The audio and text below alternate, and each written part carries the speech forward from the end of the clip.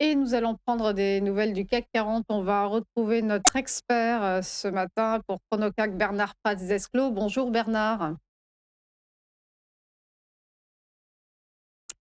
Bernard, est-ce que vous nous entendez? Bonjour Roseline. Vu le micro ouvert, il me semble que ça marche mieux. Bonjour, vous êtes trader pour compte propre. On va évoquer donc la côte parisienne qui démarre avec une baisse de moins 0,5% au moment où on se parle. Mais hier, elle a renoué avec les 8 300 points à la faveur d'un net rebond sur fond d'espoir de reprise des négociations de paix entre les États-Unis et l'Iran. Oui, c'est exactement ça. Et puis en fait, ça faisait déjà plusieurs journées, j'en avais parlé en fait ici même, qu'on remarquait pas mal de signaux qui étaient positifs. Et en fait, lorsqu'on fait pas que de l'analyse technique, mais aussi de la finance comportementale, il y avait une grosse différence entre ce que l'on voyait sur les marchés et la réalité du sentiment des opérateurs. Et tout simplement, nous, donc on était repassé acheteur, je vous l'avais dit, dans la zone des 7800, 7880, en anticipation d'une cassure éventuelle et avec un premier objectif qui était en fait situé sur les 8310 exactement. Et en fait, cet objectif a été réalisé rapidement. Pourquoi? Je dis bien, il y avait beaucoup de professionnels et notamment de hedge funds qui étaient positionnés short, et dès lors que la baisse ne s'est pas réalisée, dès lors que les indices ont commencé à rebondir, et je dirais, on sait bien que Trump a un talent terrible pour manipuler les marchés, c'est le moins qu'on puisse dire, ben, tout simplement, tout ce qui visait en fait la catastrophe ont été obligés de se racheter. On avait en plus, et on le voyait très bien en fait sur les marchés américains, euh, en plus des secteurs évidemment liés à l'énergie qui était en forte hausse, il y avait pas mal de secteurs sous-jacents qui étaient en train de se retourner. Je parle bien évidemment tout ce qui est lié aux infrastructures IA, tout ce qui est lié à l'optique, et tout ça commençait à bruisser fortement. Et on avait eu aussi, bien évidemment, depuis maintenant 5 6 mois, une baisse assez sérieuse ou plus que sérieuse sur les grosses capitalisations américaines.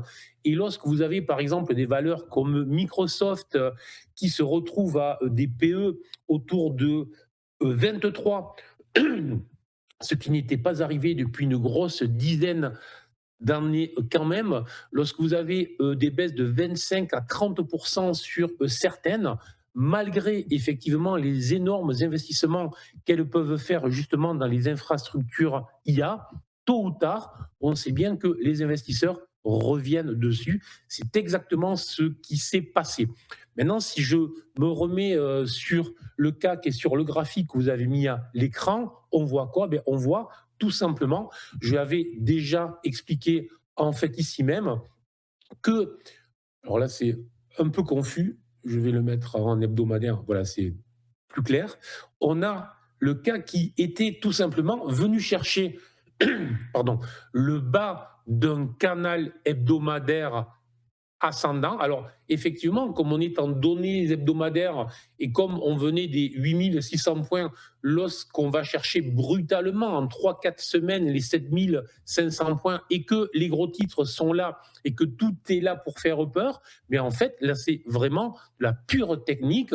On avait là une zone d'achat, un support potentiel dynamique qui a déjà servi à 3 reprises tout simplement, et les investisseurs sont précipités dessus. Derrière, la situation, je dirais, géopolitique, sans qu'elle s'améliore, ne s'est pas aggravée. Donc, tout simplement, tout le monde est revenu.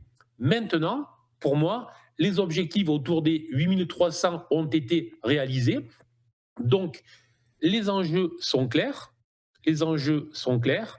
C'est soit on vient bloquer sur cette zone autour des 8260, 8262, 8300, 330 qui a déjà servi de résistance. Et donc, à ce moment-là, tout est possible, même une dégradation future et un retour sur les bas. Donc là, pour moi, on est vraiment sur une zone neutre totale. Ou si on vient à confirmer en clôture hebdomadaire si possible et on aura l'échéance future cette semaine au-dessus des 8400 points, à ce moment-là, on viendra libérer un nouveau potentiel haussier et la probabilité dans les prochaines journées et les prochaines semaines serait d'aller chercher une zone proche des 9000 points, ce qui pourra sembler peut-être incroyable à beaucoup qui, lorsque le CAC était à 7005, commençait en fait à être dans un mode de peur. Pas du tout. À ce stade, en données hebdomadaires, pas de remise en question de la tendance haussière. Par contre, je dis bien, il va falloir franchir cette zone de résistance, de blocage autour des 8330 et 8400 en clôture hebdomadaire pour avoir une confirmation claire. Voilà, donc je dirais à ce stade et pour le moment prudence, il ne faut pas s'énerver, il faut rester calme, il faut voir ce qui va se passer dans les prochaines heures et les prochains jours jusqu'à vendredi, mais c'est plutôt positif. Maintenant, attention, une clôture de court terme sous les 8230 serait négative à court terme, et une clôture sous les 8170, là, libérerait un retour baissier en direction des 7800 points. Donc, neutre à cet instant autour des 8300 points est plutôt positif tant que le CAC ne clôture pas sous les 8230, 250 avec un biais qui repasse très positif au-dessus des 8400 points en clôture hebdomadaire. Merci beaucoup Bernard Pratt-Desclaux pour votre analyse. Belle journée à vous. Merci, au revoir.